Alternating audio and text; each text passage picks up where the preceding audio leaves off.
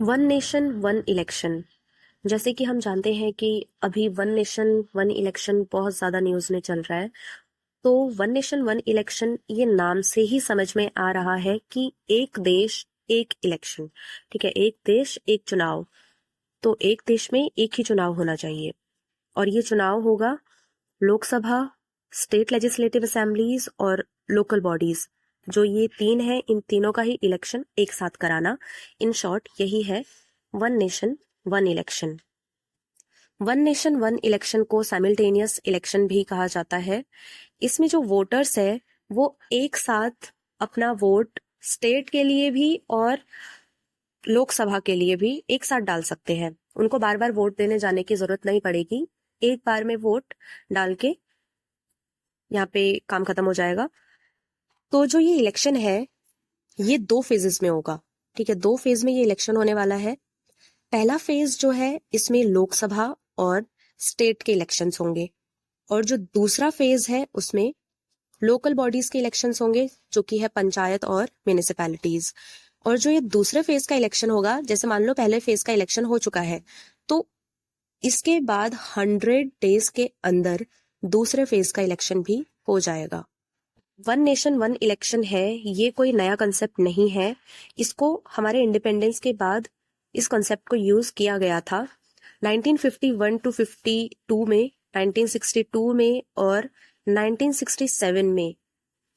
इसी तरीके से इलेक्शन कराए गए थे। वन नेशन वन इलेक्शन का जो कंसेप्ट है, इसी कंसेप्ट पे बेस्ड इलेक्शन कराए गए थे।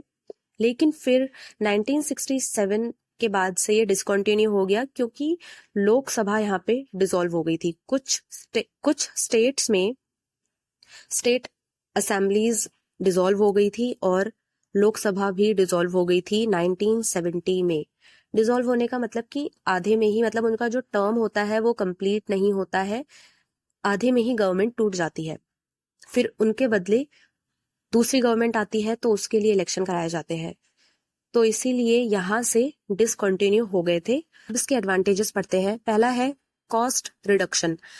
जब वन नेशन वन इलेक्शन को स्टार्ट कर दिया जाएगा, तो जैसे कि अभी होता है अलग अलग टाइम पे अलग अलग लेवल के इलेक्शंस होते हैं, तो उसमें बहुत ज्यादा पैसा खर्च होता है, कैंपेनिंग करनी होती है, बहुत सारा पैसा खर्च होता है। लेकिन अगर एक ही टाइम पे एक ही बार में इलेक्शन करा दिए जाएंगे तो इतना पैसा खर्च नहीं होगा। Focus on long term governance. जो पॉलिटिशियंस हैं वो लॉन्ग टर्म गवर्नेंस पे फोकस कर पाएंगे, शॉर्ट टर्म गेन के लिए काम नहीं करेंगे। Increased voter turnout. जो जैसे कि वोटर्स होते हैं, ये बार बार इलेक्शंस में वोट डालने के लिए जाते हैं। कभी किसी का इलेक्शन आ रहा है, कभी किसी का इलेक्शन आ रहा है, तो ये भी परेशान हो जाते हैं। तो इसीलिए वोटर्स को भी परेशानी कम होगी अगर एक ही बार में वोट डाल के काम खत्म कर देंगे तो। Level playing field. जो छोटी छोटी पार्टीज होती हैं ये compete कर पाएंगी ज्यादा बेहतर तरीके से। मतलब छोटी छोटी पार्टीज, जैसे हम जानते ही हैं, बहुत सारी छोटी छोटी पार्टीज होती हैं इलेक्शन में। तो इनके ऊपर इलेक्शन में ऑब्वियसली जब ये कैंपेनिंग करते हैं तो इनका भी फंड लगता है, तो वो फंड इनका रिड्यूस हो जाएगा, क्योंकि इनके पास ऑलरेडी कम फंड होता है।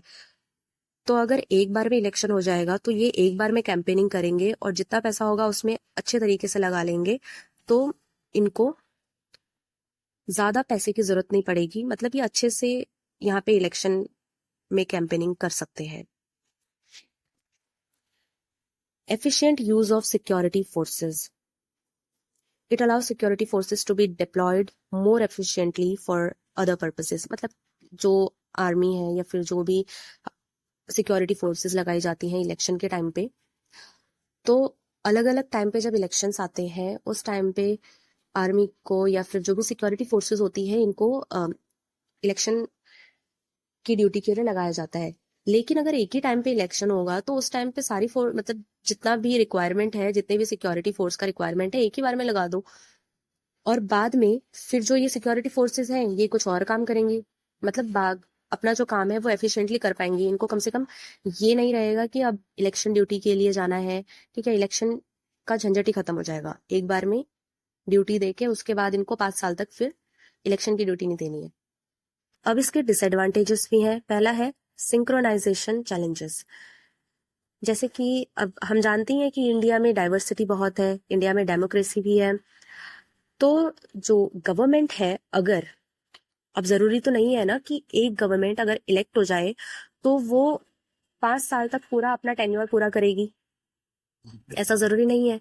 कभी कभी कुछ भी प्रॉब्लम आ सकती है पार्टी के बीच में, तो इस टाइम पे जो गवर्नमेंट है वो डिसॉल्व हो सकती है, और ये अलग अलग लेवल पे हो सकता है। तो इसीलिए एक टाइम ऐसा आ सकता है कि फिर से यही प्रोसेस शुरू हो जाए कि अलग अलग टाइम पे अलग अलग इलेक्शंस हो रहे हैं। क्योंकि अगर एक टाइम पे इलेक्शन करा देंगे तो हर लेवल पे गवर्नमेंट चुन के आ जाएगी, लेकिन अगर वो जो गवर्नमेंट है उनके अंदर तालमेल नहीं बैठा तो वो डिसॉल्व होंगी ही होंगी। किसी भी लेवल की जो गवर्नमेंट है वो डिसॉल्व हो सकती है। फिर जिस लेवल की गवर्नमेंट डिसॉल्व होगी उसके लिए दोबारा इलेक्शन तो कराने ही पड़ेंगे ना। तो यहाँ पे सिंक्रोनाइजेशन का चैलेंज आ जाएगा कि कैसे ये पूरा टेन्योर में, मतलब जो पूरा टेन्योर है ये कैसे कंप्लीट कर पाएंगे। दूसरा है constitutional and federalism issues. India federal structure को फॉलो करता है, मतलब अलग अलग लेवल पे अलग अलग गवर्नमेंट है और उनके पास अपनी अपनी पावर है।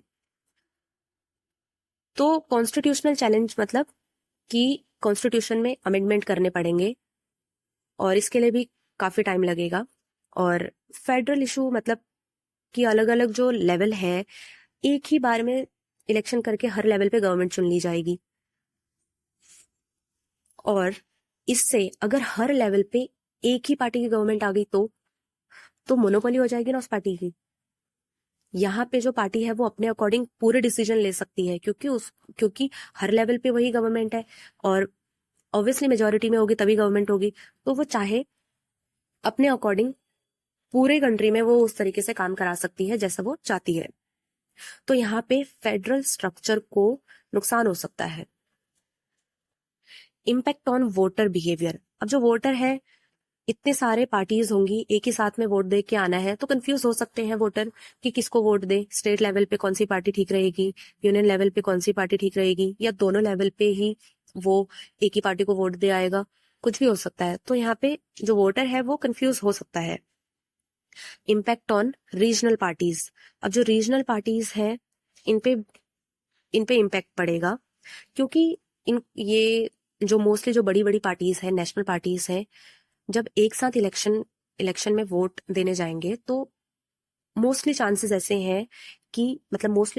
होते हैं कि जो नेशनल पार्टीज होती हैं, जो बड़ी पार्टीज होती हैं, वो ज्यादा फेमस होती हैं, उनको ही वोट डाल के आ सकते हैं सबके सब। तो इस केस में जो रीजनल पार्टीज है इनको डिसएडवांटेज हो जाएगा। इसके बाद है अकाउंटेबिलिटी कंसर्न्स। अब जैसे कोई गवर्नमेंट चुन के आ गई है, उसको तो ये उसका फिक्स हो जाएगा ना टेन्योर, तो उसकी जो अकाउंटेबिलिटी है, उसका जो काम है, उसके प्रति जो अकाउंटेबिलिटी है, उसको लेके वो जो अकाउंटेबिलिटी है वो कम हो सकती है। और यहाँ पे ऑटोक्रेटिक टेंडेंसी बढ़ सकती है। मतलब हर लेवल पे अगर गवर्नमेंट मान लो एक ही पार्टी की आ गई तो उस टाइम पे भी बिहेवियर कुछ अलग होगा।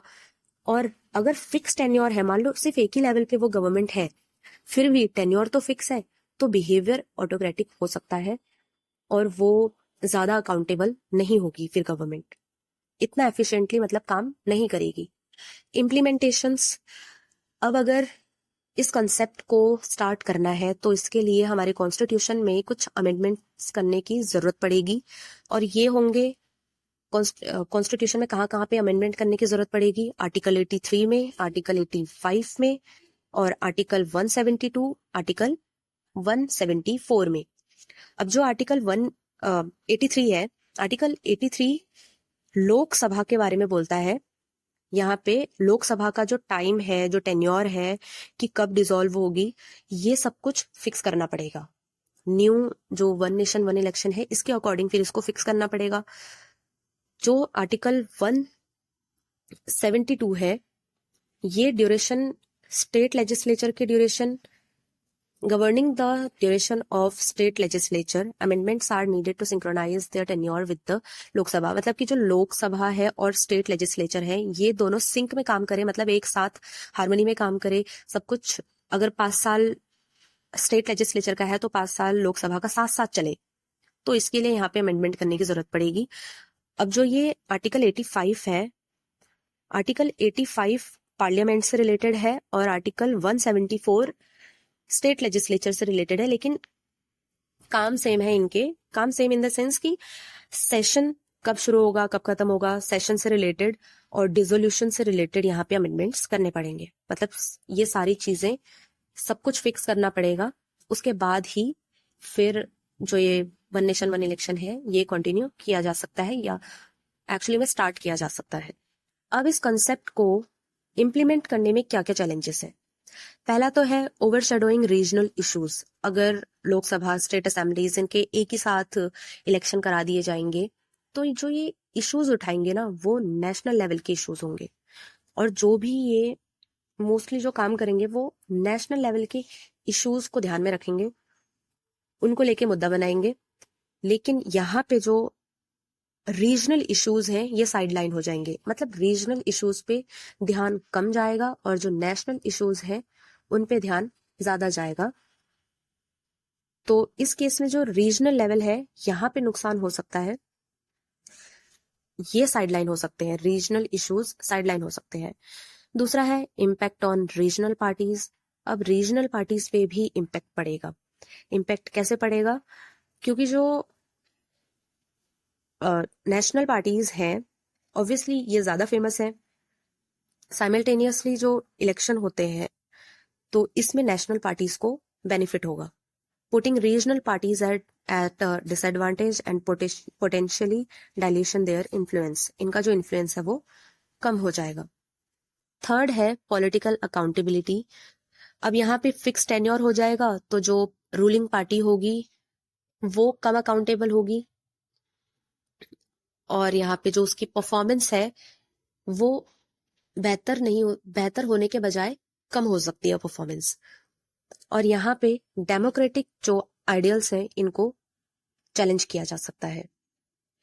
फोर्थ है फेडरलिज्म कंसर्न्स। फेडरलिज्म कंसर्न्स यही कि अलग अलग लेवल पे जो गवर्नमेंट अभी होती है, हालांकि तब भी रहेगी वन नेशन वन इलेक्शन के टाइम पे, लेकिन फेडरल स्ट्रक्चर में यहाँ पे चैलेंजेस हो सकते हैं। अगर जैसे कि मैंने पहले भी बोला कि अगर एक ही गवर्नमेंट हर लेवल पे आ गई तो यहाँ पे वो गवर्नमेंट जैसे चाहे अपने अकॉर्डिंग काम कर सकती है, क्योंकि लॉज तो वही पास करते हैं, बिल वही पास करते हैं ना।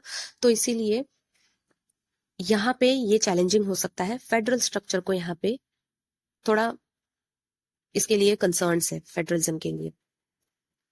फिफ्थ है लॉजिस्टिकल चैलेंजेस। लॉजिस्टिकल चैलेंजेस मतलब कि अगर एक ही बार में इलेक्शन करा देंगे तो उस टाइम पे सोचो कि कितने सारे हमें वोटिंग मशीन्स की जरूरत पड़ेगी, और एक साथ अगर सभी सिक्योरिटी फोर्सेस को हमने इलेक्शंस में लगा दिया, इलेक्शंस की ड्यूटी के लिए लगा दिया, तो इस टाइम पे जो बाकी जो बॉर्डर पे जितने भी क्लैशेस चलते हैं उन कंट्रीज को यहाँ पे वो थोड़ा फायदा ले सकते हैं। और क्योंकि जो सिक्योरिटी फोर्सेस है मोस्टली सारी की सारी अगर इलेक्शंस में लगा दी गई तो जो बाकी एरियाज है वहां पे ध्यान कम जाएगा और इसका इफेक्ट जो है देश के सिक्योरिटी पे पड़ सकता है, मतलब हमारी कंट्री के इंटरनल सिक्योरिटी पे इसका इफेक्ट देखा जा सकता है उस टाइम पे। तो ये थोड़ा सा ये हार्मफुल हो सकता है।